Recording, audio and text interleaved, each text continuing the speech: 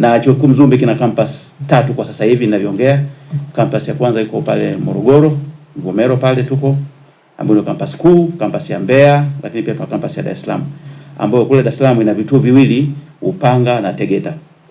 Upanga ni kituo ambacho kinafanya mafunzo ya umahiri, lakini kule Tegeta tumeanza sasa programu mpya za shahada za awali. Na tuko katika hatua za mwisho kabisa za kuanzisha campus nyingine pale Tanga. Ni mradi ambao uko kwenye niseme initial stages, hatua za mwanzoni. Lakini tushukuru huo mradi na kwa maana hiyo serikali kwa kusaidia kuanza kutengeneza ile campus. Kuna mihadhara imejengwa, lakini pia hostel za wanafunzi, lakini pia nyumba za watumishi, kituo cha afya ambacho nadhani kitakuwa kati ya vituo bora kabisa, bao la chakula, lakini pia tunapanga kununua ambulance na basi dogo kwa ajili ya wafanyakazi wa campus ya Tanga, lakini pia kujenga ukuta, eneo la viwanja vya michezo. Lakini tushukuru huo mradi na kwa maana hiyo serikali kwa kusaidia kuanza kutengeneza ile campus, ambapo tunategemea sasa kama Mungu akipenda mwaka huu tutakapofika Novemba ile wakati wa kufungua, basi tuwe tuna uwezo wa kuanza kudahili wanafunzi wa kwanza kwa campus ile.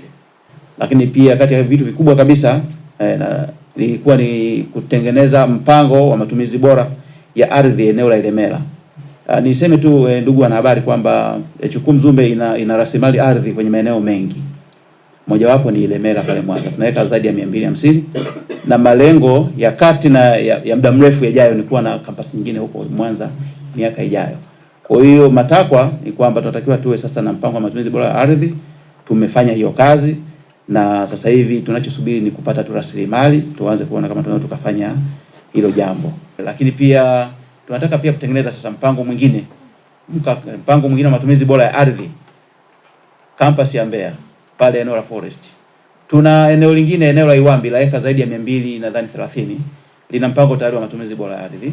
Pale Forest ambapo ndio tunafanya business kwa sasa hivi bado hatuna. Kwa hiyo mwaka huu tunaingia kwenye hilo jambo. Lakini pia kuna eneo la uwekezaji Kiegea pale Morogoro, ambapo tumeshapata idhini ya mpango wa uwekezaji kwa ajili ya kuongeza mapato ya chuo, mapato yasiyo ya ada za wanafunzi. Eneo la Kiegea ni eneo ambalo lina potential kubwa sana pale Morogoro manispaa. Kwa hiyo tunalitengenezea sasa hivi land use master plan ili tuanze kuvutia uwekezaji wa eneo lile.